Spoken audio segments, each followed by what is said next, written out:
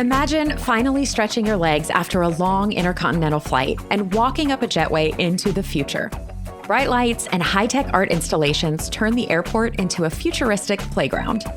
Then, as you head toward the city, modern skyscrapers welcome you like you're approaching the land of Oz.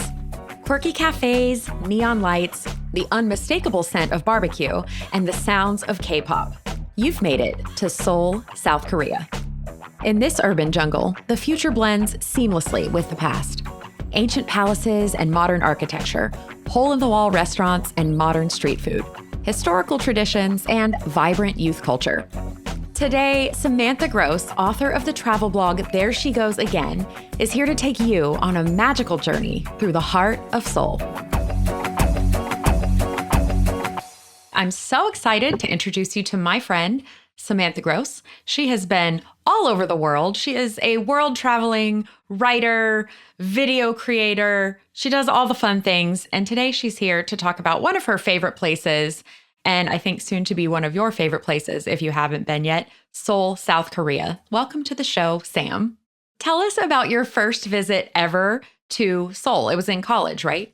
Yes. So when I was in college, I knew I wanted to study in Korea, and I went during the summer for like a summer program with Yonsei University, and it was like 6 weeks of like the best college girl in the city experience ever. What was it like when you first got there? I went there in the summer, so it was beyond humid because it was monsoon season. So I just remember you get like hit with this wall of humidity, and then just giant skyscrapers. And then you get like these mountains in the background because Seoul's kind of like surrounded by mountains. And it's just such a cool, like almost overload of senses that I like could not wait to just dive in. What else did you notice about the landscape and the architecture? After the Korean War, Seoul was like pretty much razed to the ground.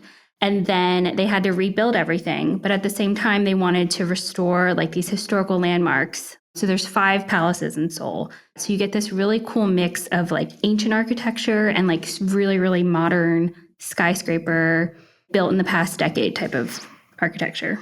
Can you explore inside the palaces? Oh yeah, they've completely restored like all of them. And they are like the number one thing to do in Seoul is to book a ticket and just walk around. The main palace, Gyeongbokgung, you could spend like 3 hours walking around their palace grounds and you still probably wouldn't see everything.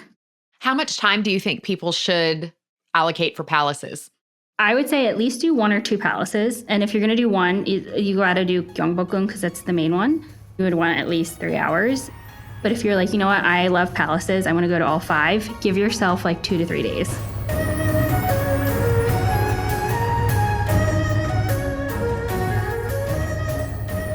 Something that you're going to see next and hopefully taste next is food, because you can't go too long without eating. So what was it about the food that keeps you going back to Seoul? There's so many different Korean dishes you can try. You can go to different food markets or like street food areas, and you can just try like so many different dishes. And even if you're not a fan of spicy food, like if you look at anything red and you immediately like break out in sweats, there's still like other stuff you can try that is equally delicious. And of course, like a lot of places in Asia, the most delicious places are going to be like a hole in the walls. If you go to like the random corner that just like has a shoddy kimchi jjigae sign and you're going to see a bunch of like local workers there eating, that's going to be the best place. What's the food culture like in Seoul in general? Are people foodies? Are people just eating on the go? I think about when I lived in New York City, and it was, you could either be a big time fancy foodie and splash out and spend $1 zillion, or you could eat from a street cart or a market. Is it a balance of both, you think? I would say it's a balance of both, with almost like the street food, the tents that you can go in and eat at are more common no matter like who you are. Like no matter if you're like really wealthy or like you work some high powered job, or if you're just a janitor or a student coming home from work or school and stopping in and eating. Like everyone's going to go to these places. And what's a good market to visit for an authentic taste of Seoul? A really good introduction one is Gwangjang Market. It was featured on one of their Netflix shows. Street food is a show. And then another good one, if you want to be outside, is Myeongdong has like one street in like their main part that is just all these different street food vendors. So If you were going to tell a newbie, somebody going for the first time, here are the top 2 or 3 dishes that you absolutely have to eat and maybe try in different places. What are those dishes you're telling people to eat? The first one is definitely Korean barbecue. That's like not just food, that's like a whole like experience of itself going to get Korean barbecue. So if you only get one meat, if you're like on the strictest budget of your life and you only want one type of meat, you're going to get samgyeopsal, which is almost like really thick bacon, and some soju if you drink. If not, get Chilsung cider, which is a type of soda there. That's my favorite soda. And you're just going to sit down. You can cook it yourself, but chances are the person owning the restaurant is going to be afraid that you're going to burn the place down. So they'll probably come over and do it for you after like watching you struggle for a bit. I'm a big soup person in Korea. It's like a big place for just soups or stews, jjigaes. I would say kimchi jjigae is a great one. That's like a good introduction to Korean stews. It's very classic. It's kimchi stew. That's what it translates to. If you don't like kimchi, anything with bulgogi, which is a meat dish. And then for something sweet, I like bingsu. There's a franchise called Seoul. They have this thing called blueberry cheese bingsu or blueberry cheese solbing, which is like super sweet, shaved ice, little chunks of cheesecake, and like frozen blueberries. And then you pour condensed milk over it, and it is the perfect dessert. So good.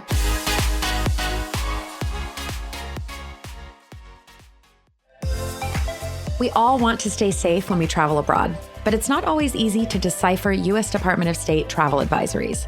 Fortunately, with additional research, travelers can get a clearer picture of how safe their vacation destination is and how to make smart choices when they get there. The agency ranks each foreign country's safety on a scale of 1 to 4, with level 4 being destinations that pose the greatest threat. Anything from civil unrest to street crime to the ability to cope with potential natural disasters can affect a nation's rank. And safety conditions can vary widely within a country. That means that reading advisories closely is essential. Other agencies, like the United Kingdom's Foreign and Commonwealth Office, often discuss travel risks in even greater detail.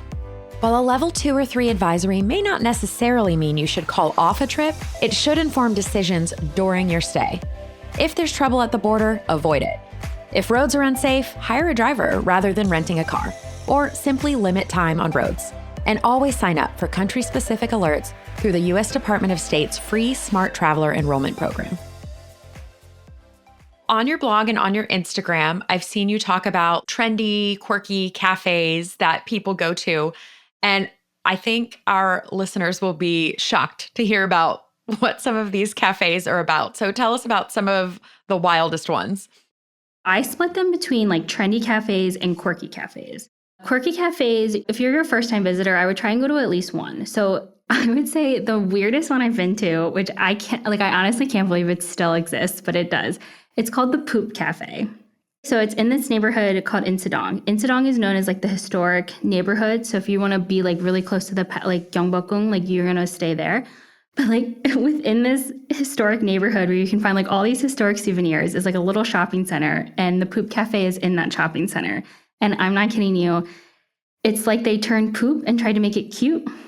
And that's literally what this cafe is. Like cute poop is the theme. Like little swirly pillows. Like the poop emoji? Yes.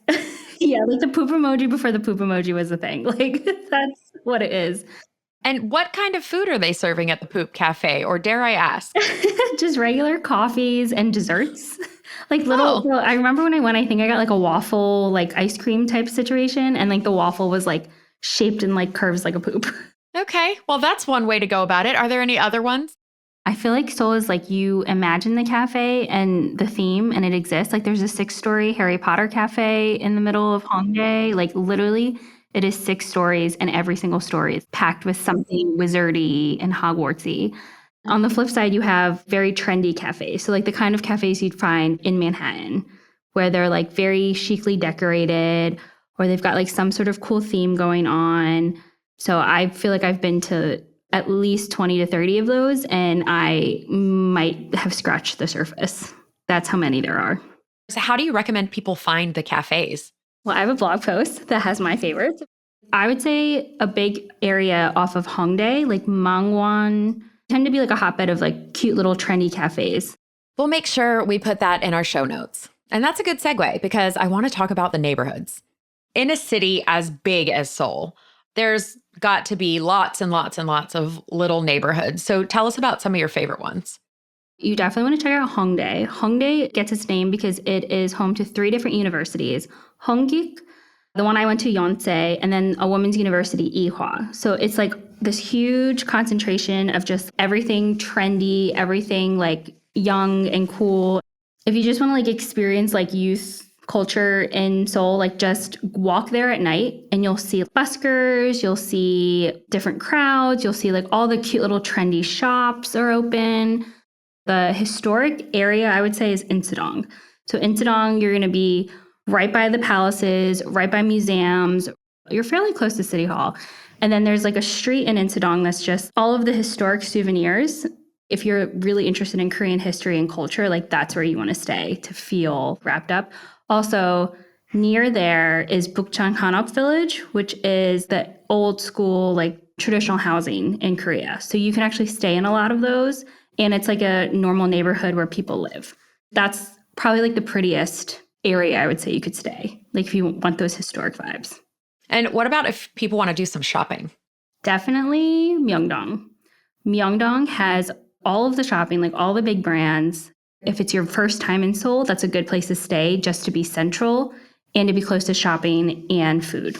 And then the last neighborhood I want to talk about is Gangnam, because obviously everybody knows the song Gangnam Style by Psy, because it took over the airwaves, whenever that was, years ago. Gangnam is really just a residential neighborhood. All of like the rich people have apartments in Gangnam. But otherwise, it's not the most charming area because it's just a lot of like apartment buildings.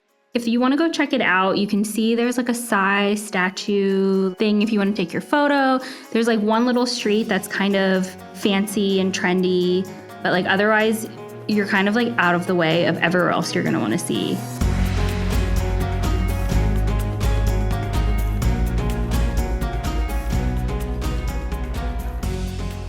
Well, in a place that's so big, I imagine the best thing you can do is stay close to public transportation.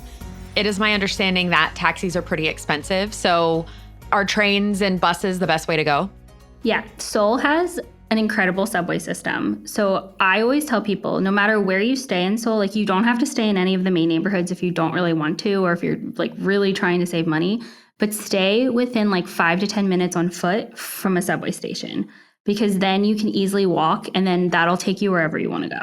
And most subway stations have lockers, which I realized was unique to Seoul. So if you're like checking out of your hotel and you still have stuff you want to do, you can like shove your stuff in a locker for like maybe $5 and then you can continue. And you know it'll be safe and clean. Just whatever you do, stay with close to a subway. Otherwise, you're going to feel like stranded. And if you're walking like 20 minutes on top of whatever else you're doing that day, you're just going to get exhausted. Yeah, it's always better to stay close and conserve your energy for the actual things you want to do. I have stayed outside of cities way too many times to save money, and it just ends up being exhausting. Let's turn our attention now to your blog. There she goes again. You've said that the tagline of your blog could be escape to the world, not from it. What does that mean to you?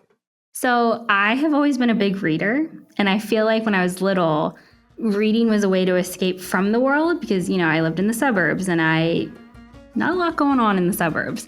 So I always saw reading as a way to like escape from the world that I was living in. And so I see travel as kind of this way of not escaping from the world, but escaping to the world because there's so much to see. So why not go out and see it? I get that. That resonates with me. Samantha Gross, thank you for joining us. And thank you, our listeners, for being with us. If you're planning a trip, be sure to connect with a AAA travel advisor.